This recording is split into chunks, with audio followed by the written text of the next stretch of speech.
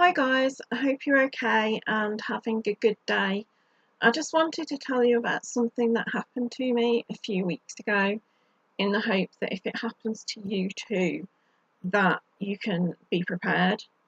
So I was at home, I'd gone downstairs to wait for a delivery, and this guy knocked at my door, and I was kind of frustrated because I was like, this doesn't look like a delivery guy. And I opened the door and he just said to me, he didn't introduce himself to me. He just said, I've seen your back window and it's buckling. I was like, I'm sorry, I don't understand. It's like your back bedroom window. I've seen it and it's buckling. You need to tell him. I was like, okay, I'll tell him. And he just tootled off to one of the houses, like towards one of the houses over the road. So I reached behind me because I thought I may as well get the stuff out the garage that I need while I'm up and about. So I went into the garage and got what I needed, came back, put it away, sat down. I was like, what just happened? What on earth just happened? I was like, has he or somebody else been in our back garden and I didn't hear it or know about it? So I got straight up and went straight to the side gate and it was locked. I was like, somebody's jumped the fence and I don't know about it. Great. So I went to the back of the house and checked the window and it was fine. No buckling. So he may have been trying to get work where it didn't exist. And the third thought was, because it's happened to me before, is that he was scouting the house to see if somebody was in, because if nobody was in, somebody would burgle it, because that's happened to me. So I was kind of getting freaked out. Like, if I hadn't answered the door, would somebody have broken in? Anyway, I sat down and called the police. And they were really good. They came really quickly. And the sergeant went through the whole description and asked me some questions. And he's like, don't worry about it. We've got some police community support officers coming out, or PCSOs. And they'll come and like scout around the area. So I went, and I didn't know like how long they were going to be, so I thought I'll try and call my parents because I was getting a bit shaky by this point.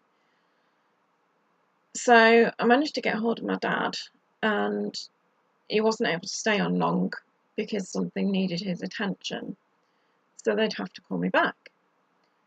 The PCSOs arrived in a nice big van, and the woman PCSO came and did the whole description thing again and asked me some questions.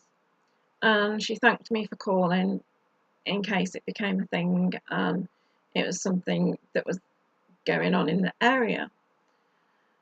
And they went off to kind of drive round, and I waited for my parcel, which then my mum called and she suggested it could be such and such a person, but they didn't fit the description.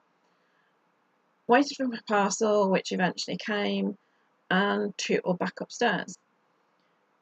And I hadn't heard anything, so I rang the non-emergency police number, because here in the UK we have 999, which is emergency fire, ambulance, police. But then we have 111, which is emergency ambulance, and 101, which is, 111 is non-emergency ambulance, and 101 is non-emergency police.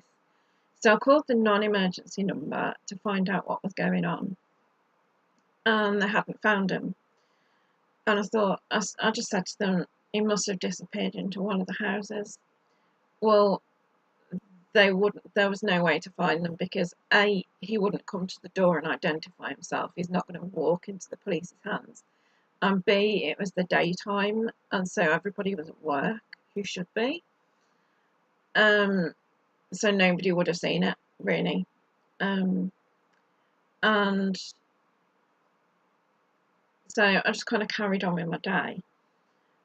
But I was kind of freaked out by the idea that I was going to have to put my shopping away in the garage in the dark after what had happened.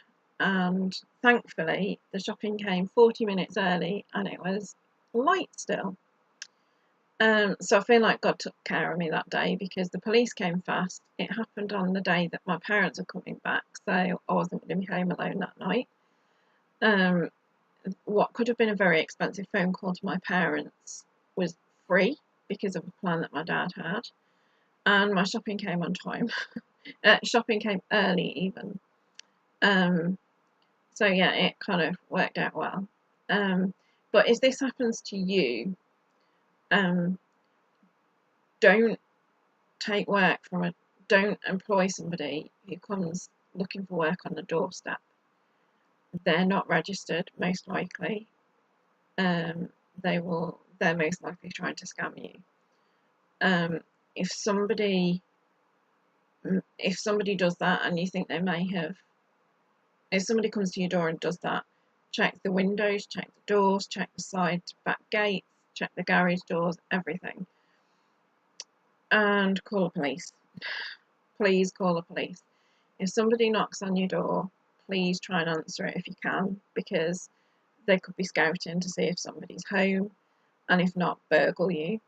If that's the case, and you can't answer the door, and somebody breaks in, by police orders, they are generally not prepared for confrontation, and you need to tell them to get out of your house as loudly as possible. If that's the case, then, like I say, they won't be prepared for confrontation. They'll run. So yeah, just take care of yourself and your property. And if you're upstairs, have a can of hairspray hanging around in every room, and if necessary, use it. Because hairspray will sting, but it's not considered a weapon in the UK. So it's considered self-defense. So, but be careful about self-defense stuff in the UK because there are stricter laws here than in the USA. So yeah, thanks for listening, and I'll speak to you soon.